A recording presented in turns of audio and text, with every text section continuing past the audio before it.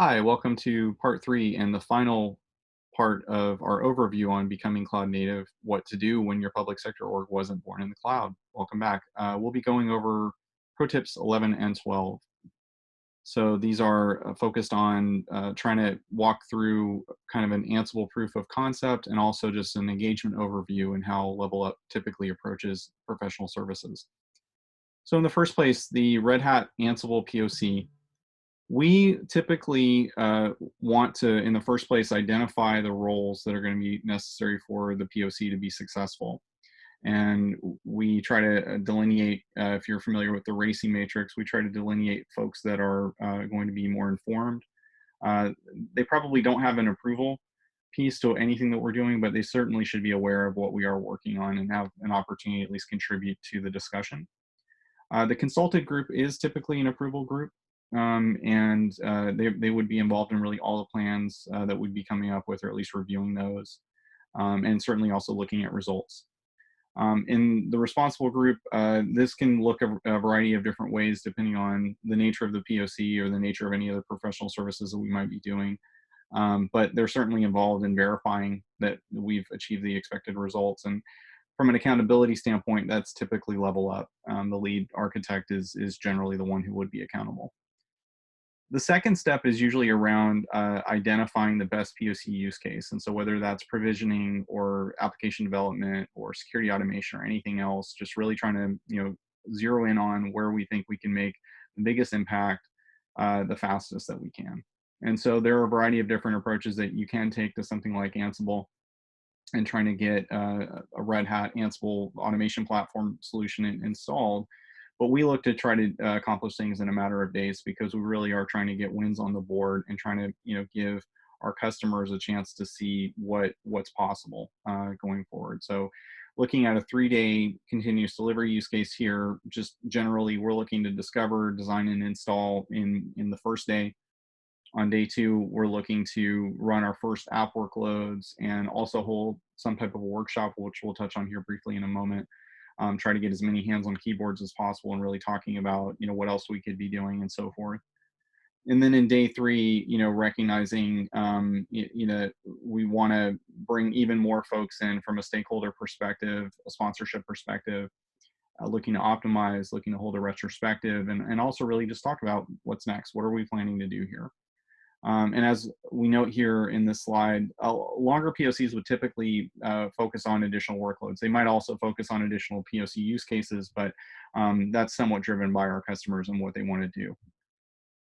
The workshop in particular, so Red Hat does a great job of laying a foundation on a lot of workshops that they offer in terms of the emerging tech portfolio. And so we build on that foundation and put quite a bit of investment into making sure that this is running in your environment. And typically we would take like a pre-production or non-lab environment and work against that. We can also provide public cloud lab environment options. We just kind of need to know that that's what you're looking to do. And the format on these, we are really looking to bring as many people together, development, infrastructure teams, anybody else that might be interested or might have a hands-on role in anything that would be about, delivering or consuming infrastructure, bring all those folks together and, just try to drive as much of it in a conversational direction as possible, get folks talking who might not have to talk as much with each other about, what they're up to and what they're looking to do from an Ansible perspective going forward. So that's pretty much on the POC. Now, just looking at the engagement overview, certainly I think it's important to talk about the way that Level Up typically, like our mental model for how we approach professional services is around 4 basic phases. So we want to have a discovery phase where, especially with new customers, that we're really trying to understand them, both in terms of the team, in terms of the processes, and in terms of the technologies that they're working with, as well as what the technology goals are for this engagement. We follow that with a design and an implementation phase, and we typically work in sprints, and so we'll go into more details on that shortly. And then we recommend a support phase, and we'll go into some details on that here as well. So the main deliverables, I think, are also helpful in kind of understanding the way that we view each of these phases. So in the first phase, our deliverable would be a set of user stories that would really, from the perspective of the person that is benefiting the most from the work that we're doing, what it is that we are doing. In the design phase, we would look across, as we mentioned in an earlier video, the well-architected framework is a good way to look at it in terms of the pillars. So having a security view of the design, having a performance view of the design, reliability view, and so on. Also providing prototypes where it might be important to kind of really like show what we mean when we say that we're going to automate X. Being in the position, it's not necessarily like production ready code, but it is something that would, generally, show that in real life, what might be possible there. In the implementation phase, typically we'd be having certainly code, self-service endpoints, documentation being provided. We want to highlight the documentation piece because our approach is definitely not to have documentation be an afterthought or something you have to pay extra for or anything else like that. I mean, we want, first of all, the code to be self-documenting whenever possible, but we want to provide the documentation really upfront. And we do this because our goal is to be empowering, right? Anything that we do from a professional services perspective really should be an extension of what you're doing day to day and so on. And it's really important to be able to provide things that can be built upon and not be, just kind of run like black boxes. In terms of support, as I mentioned earlier, just try to cover this two main types. One is scheduled, where it would be more around delivering feature requests that might come up or upgrades, things like that. And then the other is more on-demand, SLA based, where we're reacting to something that needs to be fixed. Just looking at Agile in general, so recognizing that we're really here to help individuals be successful, that we want to provide working software, that we want to really emphasize things like collaboration and being responsive to change, and we'll go into that here momentarily. Very, very important. So, along those lines, like in terms of our upfront assumptions, we recognize that your requirements may change over time. And so we want to be as flexible and adaptive to that as possible. We certainly want to provide, frequent updates and communicate as much as we can about everything that we're doing. We want to be in a position where we're getting your feedback regularly, as opposed to just showing you everything at the end.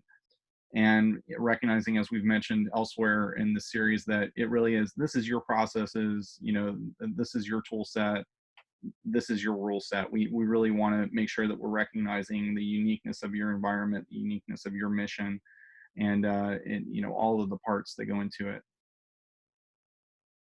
Just briefly, why we work in sprints. We like it because it does allow us to welcome changing requirements, especially in longer projects.